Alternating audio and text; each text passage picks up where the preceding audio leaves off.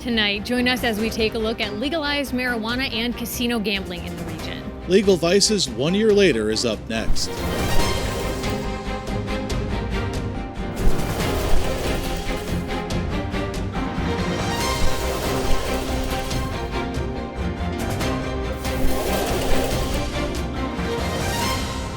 I'm Carrie Saldo. And I'm Adam Frenier. This is Legal Vices 1 year later, a community dialogue, a production of New England Public Media, the Alliance of New England Public Radio, and WGBY. Tonight, we take a snapshot of where we are now that recreational marijuana and casino gambling are part of the landscape. Those 21 and older can walk into a marijuana dispensary and purchase product or try their luck at MGM Springfield. We'll spend the next hour looking at the impact that these industries have had on the region by speaking with our panelists and taking questions from our studio audience. We begin with marijuana. Let's meet our panelists. Peyton Shoebrook is founder and CEO of Six Bricks LLC, which is hoping to open a store in Springfield. Stephen Hoffman is the chairman of the Cannabis Control Commission, and Heather Warner is with the Collaborative for Educational Services and has a master's in public health. Prior to legalization, multiple reports showed blacks and Latinos were arrested at higher rates than whites for marijuana-related crimes,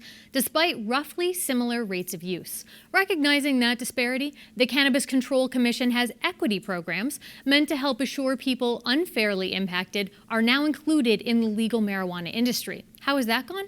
WGBY's Ross Lipman has this report.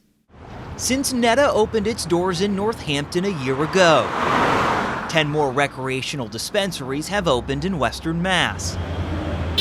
And as the big boom for cannabis business grows in the state, regulators in Boston are looking to ensure everyone has a chance to benefit from it. So the point of the social equity program is to acknowledge and address that cannabis prohibition was targeted against certain communities unfairly. And so the point is to offer those same communities benefits now that we have legalization, now that we have revenue coming in. Shalene Title sits on the social justice seat at the Cannabis Control Commission. The social equity program is designed to provide training to people who were disproportionately affected by marijuana when it was illegal. In the Pioneer Valley and the Berkshires, 8 cities and towns qualify as disproportionate areas. Of those, currently Amherst, Greenfield, and Pittsfield have recreational dispensaries. None were social equity applicants. Eligibility in the social equity program can be based on a geographic area, but that doesn't have to be where the businesses are located. So you can be eligible for the program, get trained, and then work or open your business anywhere. For cities like East Hampton and Mayor Nicole LaChapelle, it's the brave new world of cannabis. She says social equity applicants aren't always the right choice. We have had now 3 applicants who actually would be considered social equity applicants before any definition was given. All 3 have struggled with the same thing, and that's cash flow while they go through the application process.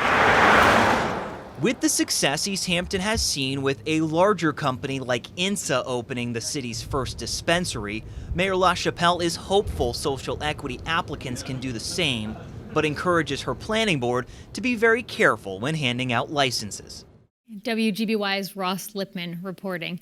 Ms. Shoebrook, if you're given licensing from the state, the city of Springfield has already given you approval for your business, but if you're given the state license, you'll be one of the few people of color in this industry. Should things be adjusted to make sure that more people of color are involved in the industry?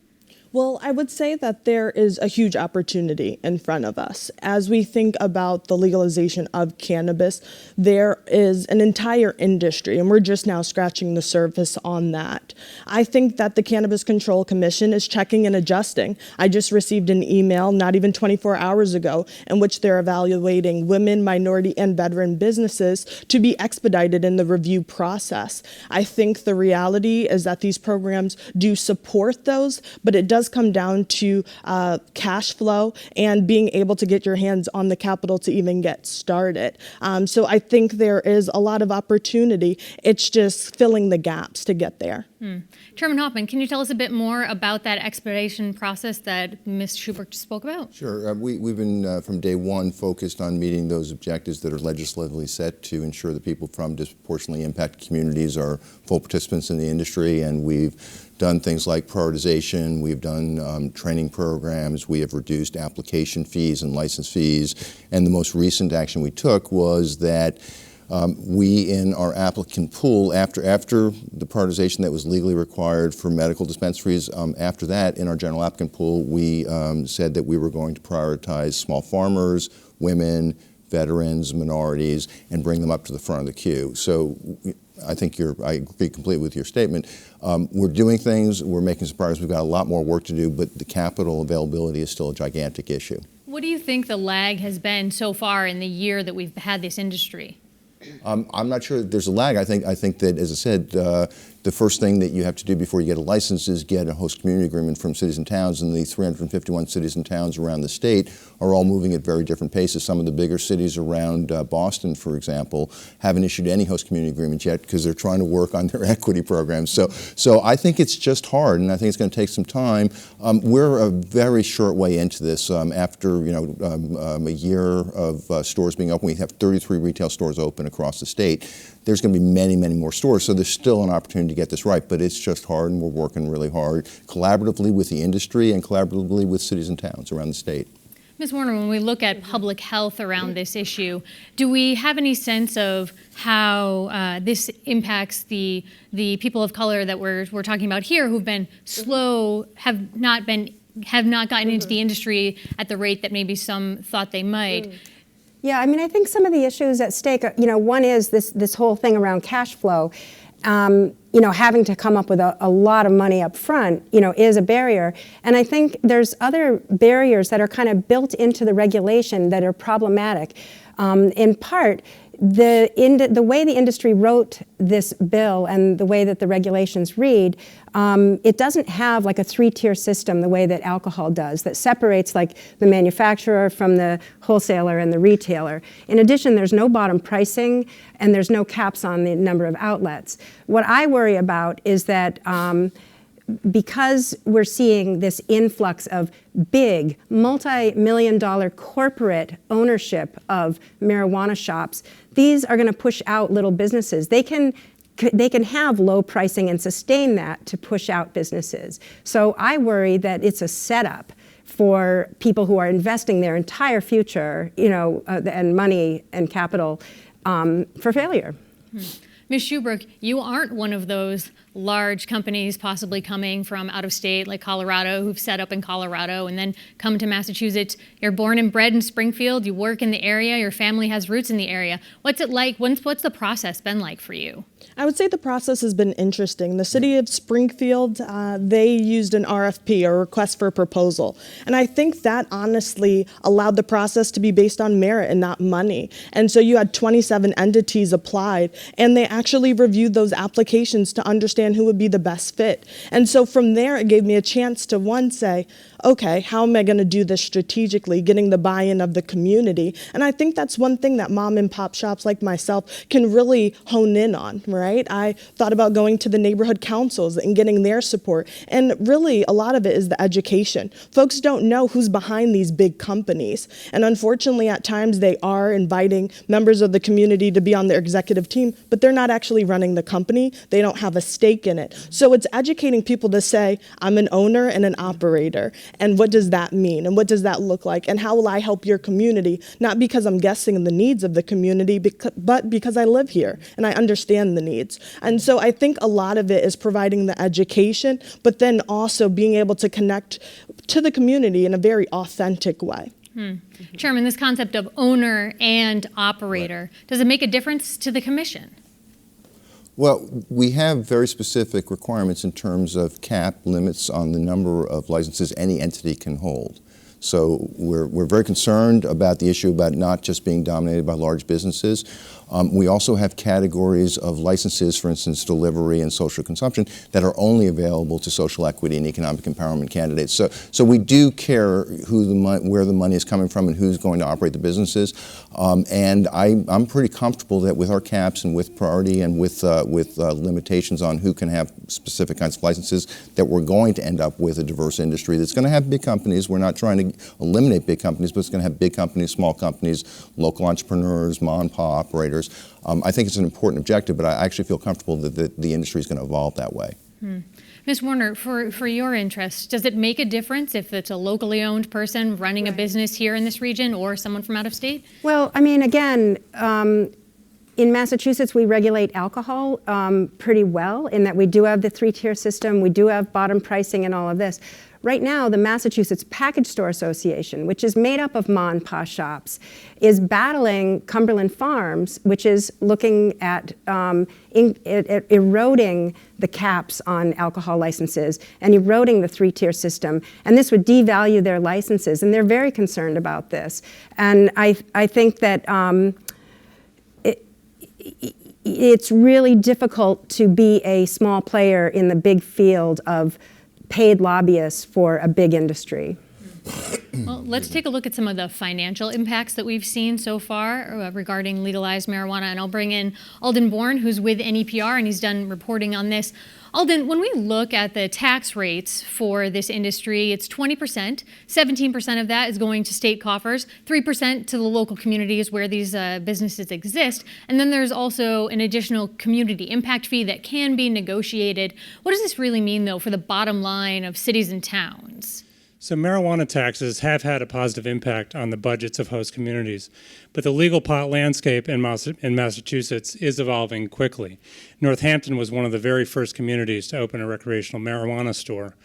It's taken in almost $3 million so far, but Northampton Mayor David Narkowitz says the future income stream is anything but clear. The market is still in its infancy, and we'll really have to see how it shakes out once we get, 200 plus retailers around the state. So I'm grateful for this early infusion of money, but I'm also being very cautious and conservative about how we can forecast that into the future. And if neighboring states like Connecticut decide to legalize, that could mean fewer out-of-state customers for the state's pot shops and less revenue for local community stores and towns. Alden Bourne, thank you very much. Ms. Warner, the Marijuana Regulation Fund is paid for by part of that state money that comes through the tax revenue. But has there been research about the cost of public health from the legalized marijuana industry? Yeah, I mean, we see with other controlled substances that are commercialized and legal substances that really the public health impact is greater than the revenue that is brought in, and and the proportion of that goes to prevention is minuscule, really, in terms of public health issues that are at stake. Obviously, access of the product to young people. Driving while intoxicated and all the complications around even measuring that. I think we have to be really, really cognizant about social cafes and the potential that leads us to hopping from a social cafe to an alcohol serving establishment to driving. It's the combination of alcohol and marijuana that can really lead to a lot of increases in accidents. There's also a lot that we don't know. We're starting to see research on psychosis. We're seeing, sleep disorders among, college students. There's a lot more that we need to learn about this before we can even begin to evaluate some of those public health impacts. Chairman, hearing some of those impacts that Ms. Warner just raised, one that stands out to me is the driving while high piece, which has been something that's been looked at, but we still don't have, do we, good measures for something like that? No, let me give a broader question and then come back specifically to DUI. This industry is not being created by the commission or by the legislature. This industry has existed for a long time, and people have been growing, people have been selling, people have been consuming. From my perspective, if that's the case, and that is indeed the case, we're better off making it legal, making sure that everybody in the state, everything that's sold in the state is laboratory tested. People know exactly what they're consuming, that people that are under 21 will never get into one of our stores, and that we are using some of the funding to do the kind of research that was just suggested. One of the problems with this topic is because of the federal prohibition, there is no research. And that is a big problem. We have a specific research mandate that we're executing as a commission. We are also giving out research licenses to third parties that will allow them to legally possess marijuana so that they can do research. So I actually think that I'm certainly concerned about all the public health issues that were just raised. I actually think legalization is going to help rather than hinder that. With respect to DUI, in the legislation that created our commission, we were required to impanel a special commission on driving under the influence. We did. It reported to the legislature in December of 2018, and based upon that report, Governor Baker filed legislation that's currently going through the House and the Senate in Massachusetts that is going to help towns get drug recognition experts, is going to help get to the point where we can have a reliable test. Right now, there is no legally accepted tests of DUI because THC stays in your blood system for a while. So you can give somebody a blood test and they can show THC in their system, but a court will not accept that as proof of DUI, and that is an issue. It is being addressed, and I think legalization and the funds that come out of legalization is going to help address that. But I really do want to emphasize, these are not new problems. These are problems that have been around for a while that I think legalization is going to do a lot to address. Ms. Shubrook, for you, you're looking to open a business, clearly probably interested in the financial aspects of that. But when we look at state revenues, the projections, the reality has not met projections. For you as a business owner thinking about this, looking to get into the industry, are you concerned about that? Yeah, I will say it wasn't all about the dollars for me getting into it. I think the reality is I was born and raised here in the city of Springfield, and so I was in high school and I knew kids that were using it or selling it. And so for me, it was understanding it's more than just about the plant, it's about the people. And so as you look at large corporations that are moving into your hometown and looking to make it purely transactional and dollars and cents, it was this social obligation to get involved and get engaged. As we think about aspects of understanding the way that this market will evolve, how do we ensure it accurately reflects the neighborhoods of the people that live there? And so for me, I know the future is uncertain, no risk, no reward, as they say. But I think being actively a part of this industry, because it is an entire industry, is key in terms of being able to really impact and influence.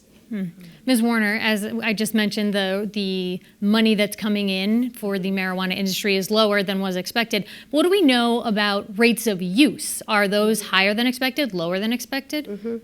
Well, I mean, I think to your point, marijuana use has been going on among young people for a long time. It has increased over a longer stretch of time while alcohol is declining. We see right now in Hampshire County, we survey every 8th, 10th, and 12th grader, almost 3,000 students. In 2019, we found that 8% of 8th graders were using, 23% of 10th graders, and 37% of 12th graders were using marijuana regularly. We also,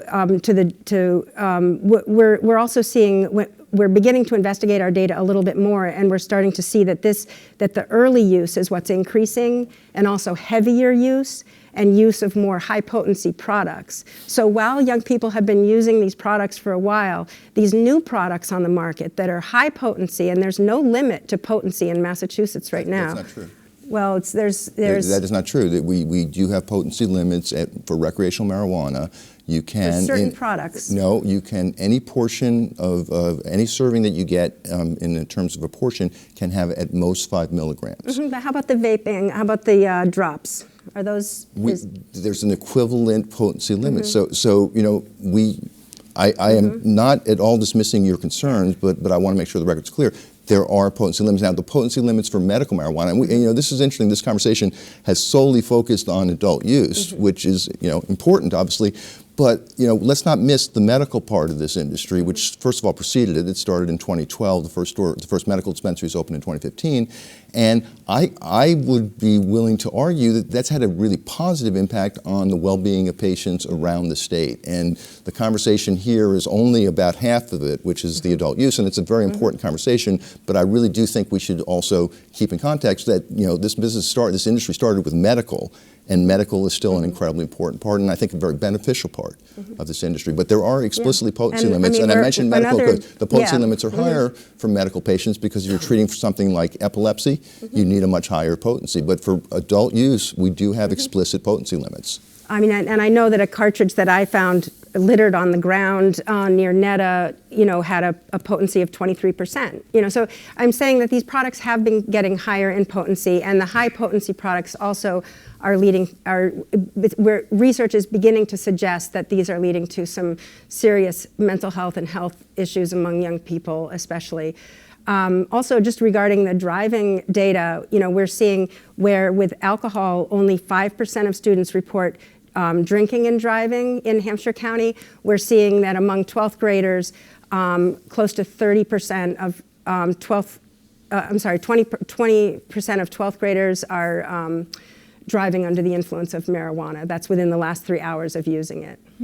For you, Ms. Schuberg, someone who's interested in getting into this industry and hearing these statistics about who's using when and what age group is using, do you think about how you might address these issues with customers? Is that something that's in the back of your mind as you're preparing? Definitely. I think there's two different aspects to it. I think one is the security. So when I think about it, having former spokesperson for the city of Springfield, John Delaney, be our head of security is really key in terms of being able to have former police officers a part of our security team, ensuring no one under the age of 21 can actually be on the premises. So that's first. I think the second piece is the marijuana awareness programs, right? So it's doing more than just simply labeling things, but proactively bringing content to schools to help students understand what exactly they're using. I mean, I don't think dismissing it will help anyone. I think you have to acknowledge that it's there, and how can we look to educate people and really understand more than just the strand types,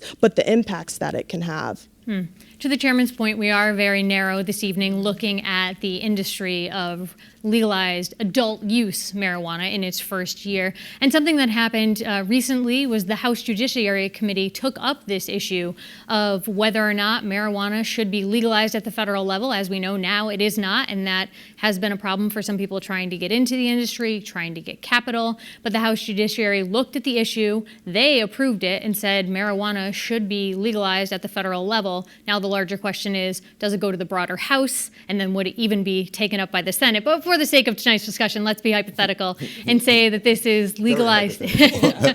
Well, that's my question then. How likely is this to be legalized at the federal level? There's no upside in offering a forecast, just given all the contingencies involved. Everything that I've read and everybody I've talked to says that the majority of both the House and the Senate at the federal level support legalization. When it'll happen, if it'll happen, I don't know. We had Congressman McGovern in our offices a while ago, and he was quite certain that it would be taken up by the House, and given that he's the head of the Rules Committee, I think he had an inside perspective on that. And then he also said it was going to get passed, in his opinion, by the House. But even he did not offer a forecast about what was going to happen in the Senate, or even if it got past the Senate with the president. So I'm optimistic, but I certainly wouldn't feel comfortable making a forecast, because whatever forecast I'd make would be a pure guess. Ms. Warner, for you, from a public health perspective, would legalizing at the federal level make things worse? Possibly level things out? Yeah, I think this whole conversation about legalizing and what does that mean, I definitely think that we need to maybe declassify it as a class 1, drug. I think we need to do research. And similarly at the state level, there's one thing to decriminalize a substance, and it's a whole nother thing to commercialize it. And that's what we've done here, is we've invited big business and billions of dollars to come in and target and market to oftentimes vulnerable populations. We see, again, in the alcohol industry that, 80% of revenues come from 20% of the population. You need repeat users, heavy users, and vulnerable young people, and that's your market. So it's the difference between, again, legalizing or decriminalizing versus commercializing these substances. Chairman, I see you want to add something. I could go on for days. I'm sure all three of us could go on for days, so I don't want to monopolize the conversation. A couple of things. One is I share your concerns. Again, I point to the cap limit, so nobody is going to dominate this industry. There is room for small players. Two is we have incredibly explicit marketing regulations that prevent anything, any medium that targets or that has more than 80%. And so did Juul. But somehow. Well, Juul did not have state regulators that were going to shut down any store that sold to somebody under 21, and we will shut down any store that shuts. Have you been doing compliance checks? Yes, we have. We have a secret shopper program. It's in our regulations. But has it been enacted yet? Yes, it's been enacted, and yes, I'm not going to tell you which stores we've secretly gone to because we've secretly gone to those stores, but yes, we have. The other thing I want to just say on federal regulation or legalization, to me, that's incredibly important. It'll open banking and other things that are really important. But the other thing it's going to do is it's going to open research, and it's going to get the medical community engaged in this. Because right now, if you're a teaching hospital or a university and you're getting federal funding, you won't do research on this. If it gets taken off of Schedule 1, all of a sudden we're going to bring some science, and we're not going to have these debates about is this a pathway drug onto opioids or is it a pathway drug off of opioids? Nobody knows because no medical institution is investigating this. If the federal law changes, we will get those investigations and we'll have some facts, which I think is incredibly important. Ms. Schubert, for you, this idea of federal legalization, do you think that would help you in terms of capital or just in your ability to open business? Yeah, definitely. I mean, with it being federally illegal, try finding the capital to get started, right? It becomes extremely difficult, even with a good business plan and being able to market yourself to the best of your abilities. I think for me, once it becomes federally legal, it's really sky's the limit in terms of being able to really do the research, have the access to banking, but then also I feel like some of the stigma also falls away. I think we still have to remember that this has a very complicated history, and it being federally illegal only furthers that, especially when you're trying to do what you feel is the right thing for the community. Very quickly, we're short on time, but I just want to ask a quick question overall. Has the legalized marijuana industry helped or hurt this region? Ms. Warner, I'll start with you. Briefly, please. So legalized marijuana for my community, again, we're seeing younger people starting earlier. We're seeing higher potency products on the market. We're seeing this increase in the driving and marijuana use and a normalization of use among young people. When we ask them the question, how much does marijuana risk harming you physically in other ways? 70% of 12th graders say there's a slight risk or no risk in using marijuana once or twice a week. This is concerning to me. Ms. Schubert. I see it as a positive. When you think about the tax revenue that can be brought in, improving buildings for property taxes as well, and the reality that now you have nonprofits that are able to accept charitable donations, all around it becomes something that really helps the local economy, especially when the dollars spent on it stay in that community. Chairman, just briefly. Yeah, just briefly, I'll speak for the state rather than West Massachusetts. I think it has been a benefit, and for all the reasons that were just articulated, but also it allows us to do public awareness campaigns and public education. The vaping crisis, we are in a position to actually, take products off the shelf, do research around them. So I think legalization is a positive thing for the state. Terrific. Adam? Stay with us. Legal Vices returns with a look at casino gambling in Western Massachusetts.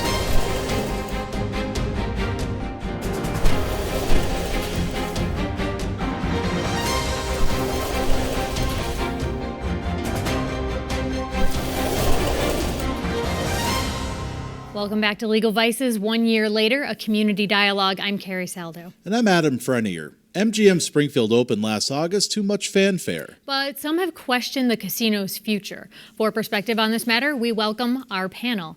Dr. Rachel Volberg is the principal investigator for the social and economic impacts of gambling in Massachusetts, which is funded by the Massachusetts Gaming Commission.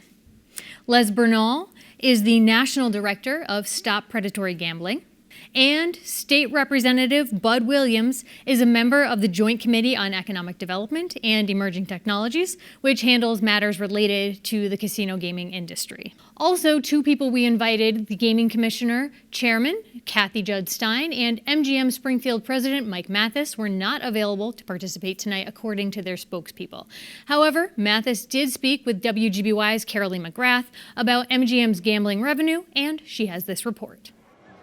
When MGM applied with the Massachusetts Gaming Commission, they projected $412 million in gross gaming revenue in the first year, according to an application submitted to the commission back in 2014.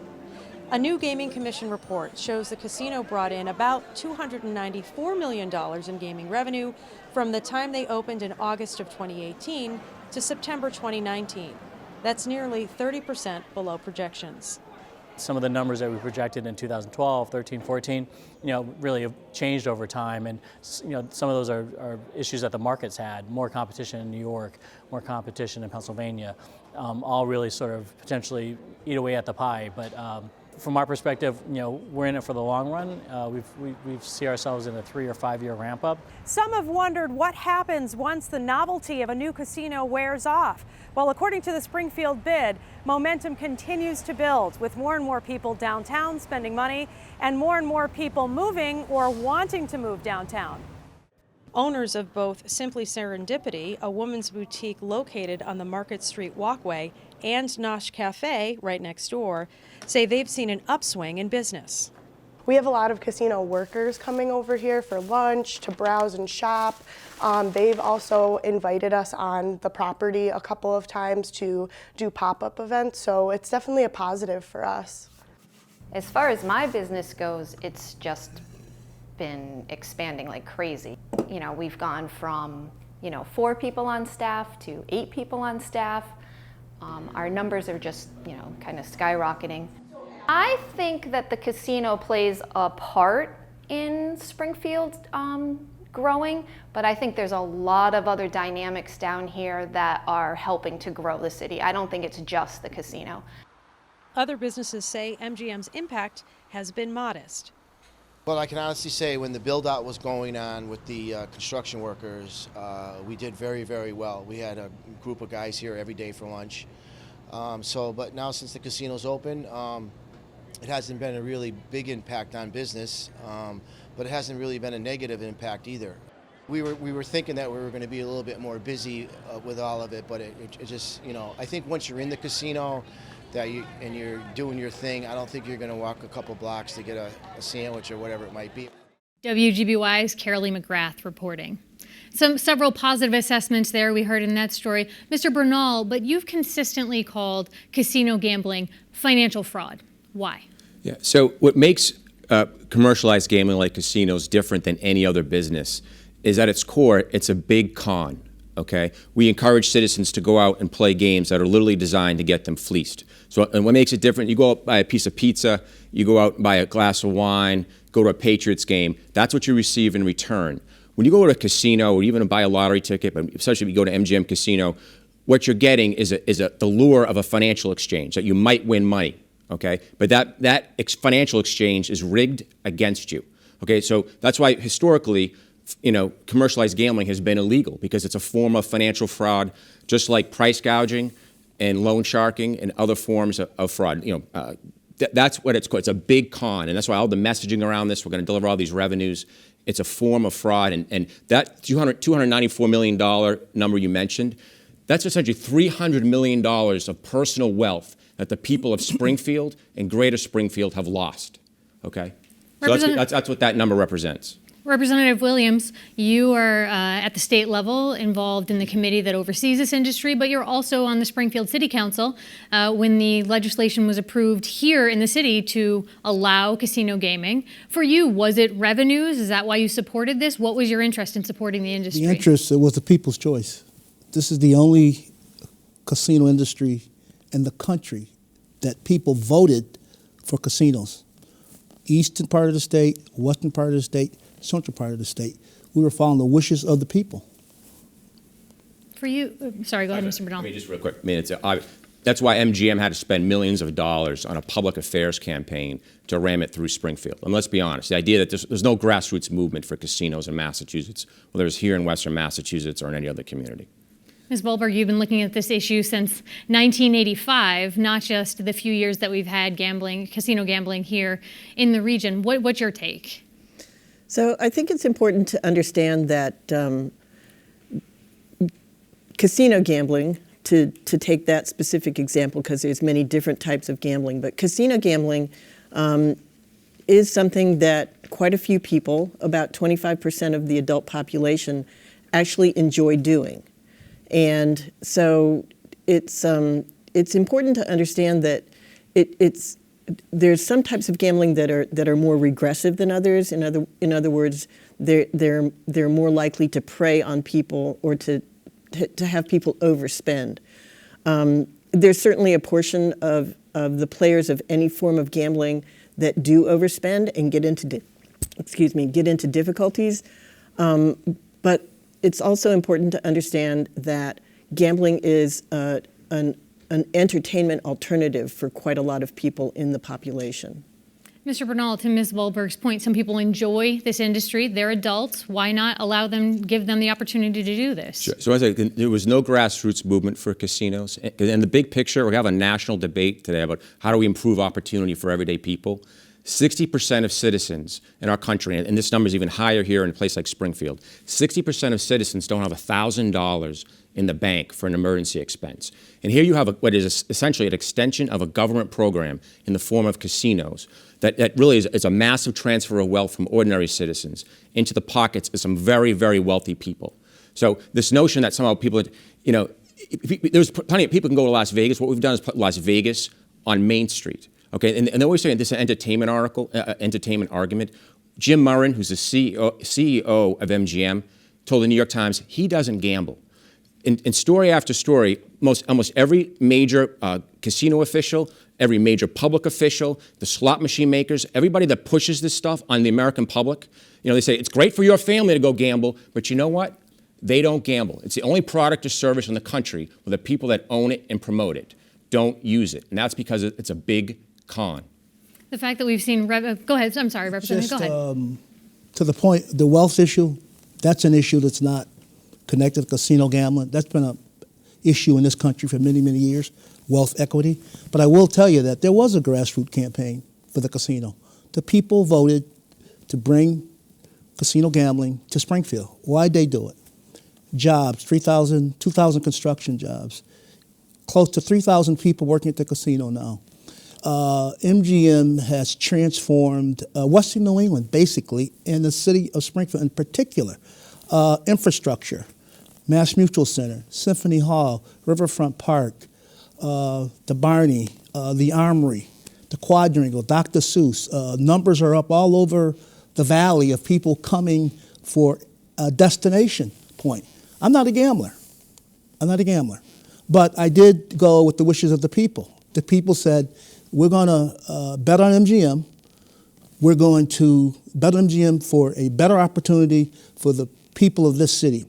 I would say to you that close to 2,500 people are working now. The average salary is about $45,000 to $55,000 per people. It's a transformation. We have much more work to do. And with the education program in terms of Gambling Anonymous, people who are talking to people about gambling and the rules of gambling. Gambling's here. Gambling is going to be here, and it's a choice. It's a choice, and I would stand by my word. As I said, the only state in the country that the people voted for. Typically, they come into a community and they put gambling places. People voted for this. That's what the people wanted, and we gave the people what they wanted. Representative, you mentioned jobs. Adam, this is an area that you've looked at extensively, and we often hear Springfield Mayor Dominic Sarno spell out the four-letter word, JOBS. What do we know about the facts and figures related to this?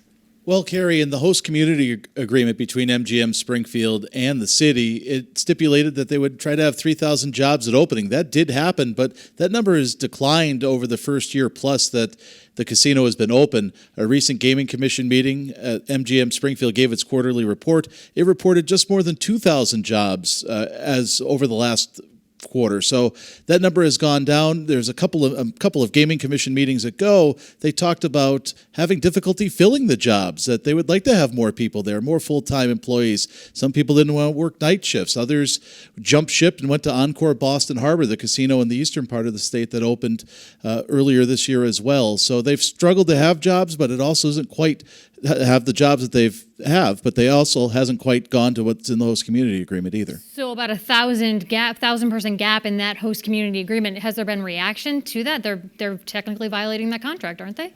Well, Mayor Dominic Sarno has continued to spell out that word that you mentioned, JOBS, and he's also said he'll stand by the host community agreement. MGM says it's part of the ramp-up process. They're trying to find the right number, but as of now, it looks like that number is closer to 2,000 than 3,000. Something else we know about. This jobs argument, like these are jobs that come at the expense of someone else. Okay, success only happens at the expense of someone else. So that's what makes it different than any other business. In order for someone else to make 30 grand a year, all your neighborhood had to lose their rent check, their food stamps, and so on. Any discretionary money they had to lose it. And that's why the big number, to put it in this frame, it's not that much revenues MGM gross. That $300 million number is the amount of money, of personal wealth that your community, this community and your surrounding communities lost. What's the show for it? Some billionaires got wealthier, some public officials got a little new revenue into your state government, but the people of this region got poorer. Whether you gamble or not, you have a lower standard of living in this region today because of this massive extraction of wealth. And it is a big thing. Over the next, just in 1 year, if you climb the lottery losses in the state with the casinos, it's $2.5 billion a year of personal wealth that state citizens are losing to government-sanctioned gambling. Representative, I see you shaking your head. First of all, between 2,000 and 3,000, we know this process is evolving, and certainly Encore hurt MGM when they rolled out. But certainly, I'll stick by Mayor Sarno. Their jobs, and what I do is that I'm a grassroots individual. You go to the casino, you talk to people. There are individuals there from my community, the North End and Mason Square, who would not be working today if it had not been for MGM. Is it the panacea? No. Is it perfect? No. But it's something. People need something to hold on to, something to raise a family. Market rate housing is being built downtown. Market rate housing is built all over Springfield. I would just say let's keep the jury out on this process. People want to work. Biggest thing in this country, in this Commonwealth, is jobs, jobs, and more jobs. Ms. Wilbur. So if I can just sort of add to that, one of the unique features of the Expanded Gaming Act here in Massachusetts was actually the requirement for a local referendum before the Gaming Commission could consider a license application from a host community. It's a very important piece of giving local communities a voice in the decision. But then I also want to talk about another very important feature of the Expanded Gaming Act is the section that requires the Gaming Commission to conduct research on an annual basis that will answer the kinds of questions of where is the money coming from, who's bringing that money to the casino, and where is the money going. And I'm in the fortunate position, I think, of being able to head up a big chunk of that research agenda. So we just in September presented to the Gaming Commission on the construction impacts of MGM. And it was a very positive, good economic story. A very large majority of the people who worked to construct the casino, all the pieces of the property were from Springfield or from Hampden County. They were much more likely to be construction workers of color compared to the construction industry as a whole in the Massachusetts area. and the amount of money that was generated by paying those construction workers in Springfield and in Hampden County rippled out into the whole region as those people spent the dollars that they earned on other things that they needed in the economy.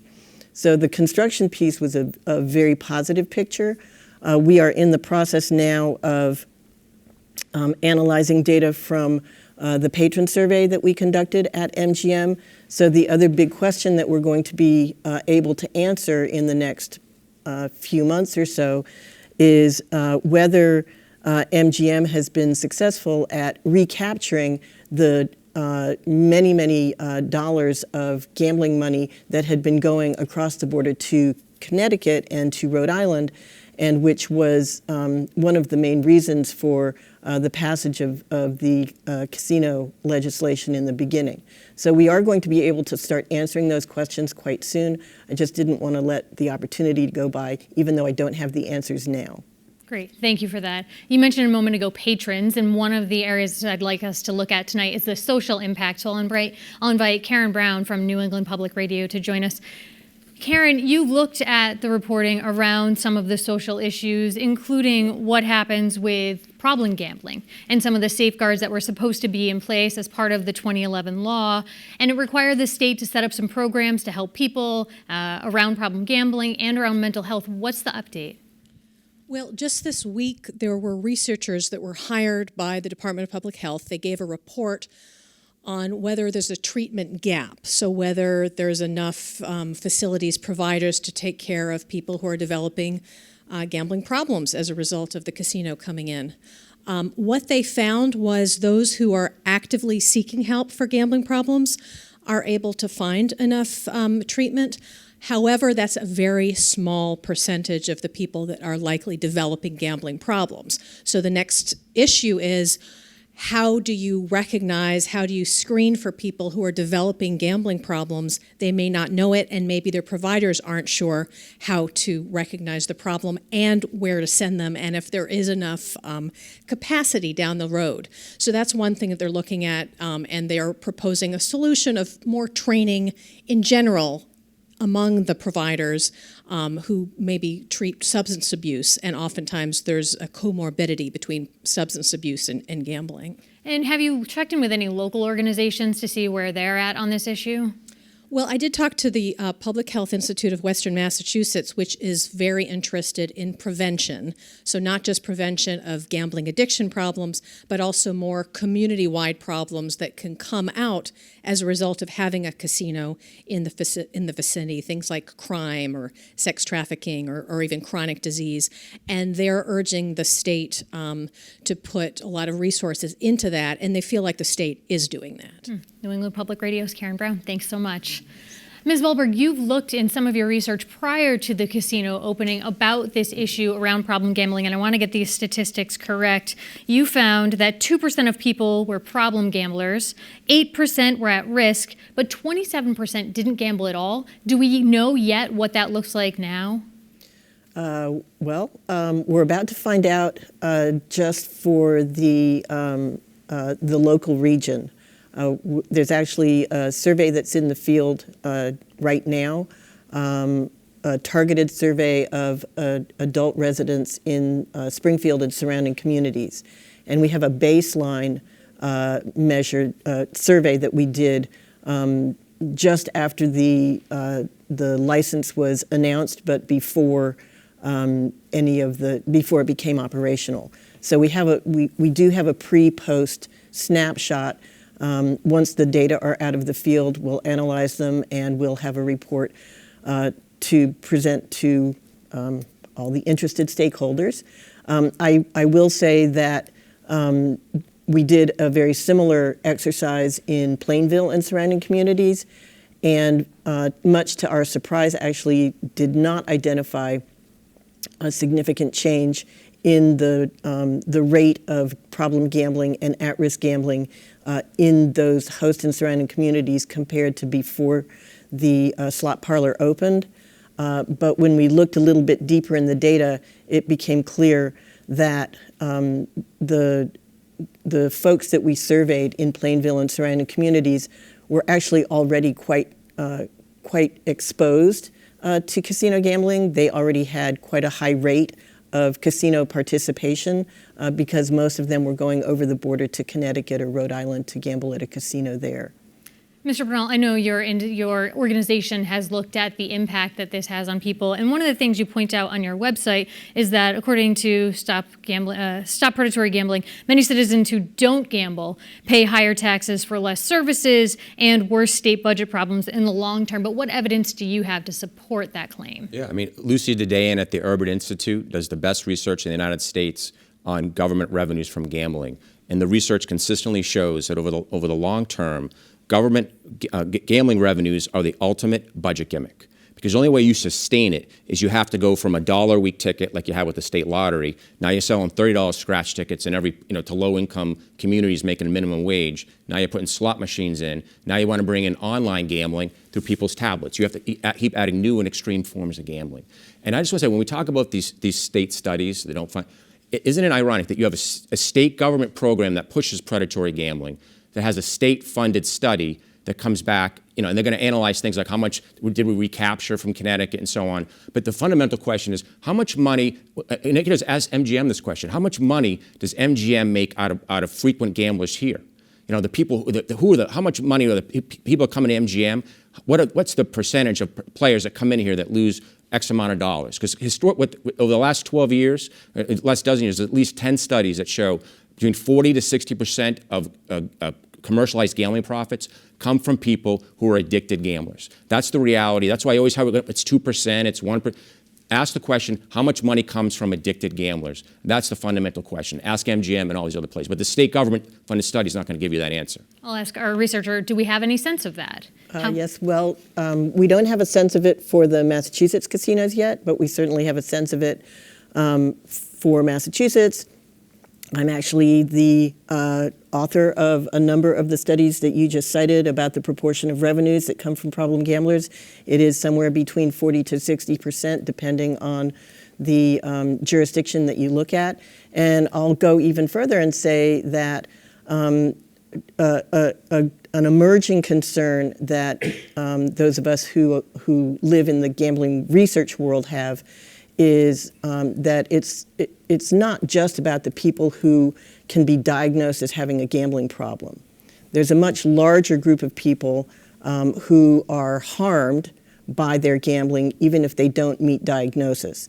And so you have to, when you're thinking about prevention and you're thinking about how to minimize and mitigate gambling-related harm, you have to think much more broadly than just the person who is spending far too much of their disposable income on a particular gambling product. You have to think about their family and their community as well. Representative, for you, are the costs outweighing the benefits here? We just need to do a better job of education and the prevention. I mean, the statistics within the legislation, there's room for those who are addicted. There's help given for those who are, actually are well into it more than they should be. And I'll go back to my original argument is that gambling's been around a long time. And it's going to be here for a lot longer. And certainly it's up to us to put the safeguards in to make sure people are getting the proper education, the proper awareness, and the infrastructure for them to make good, sound decisions. And those who get to that addiction stage, there's supposed to be a process within the casino for them to be X'd out and circled and then dealt with. Yeah, we just heard that the state's leading researcher on this acknowledged that half the profits come from that 2% that he's talking about. So yes, why would MGM X out those people when their whole their business model is based on your neighbor who's out of control? But do you and getting back to numbers and data, now you're saying this is a Western New England casino. Are you saying most of the revenues will come from people within Springfield? What are you saying?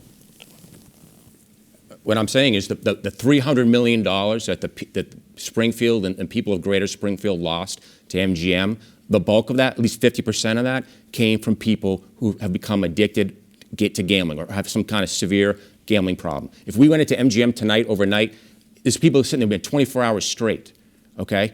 I mean, I don't need a PhD in gambling addiction. No, this person, if they've been sitting and playing a slot machine for 24 hours straight, send that person home. But MGM will keep those people playing over and over again, okay, until they play to extinction, until they broke, okay. So that's a government program doing that. Can I just chime in to the gentleman to the left here?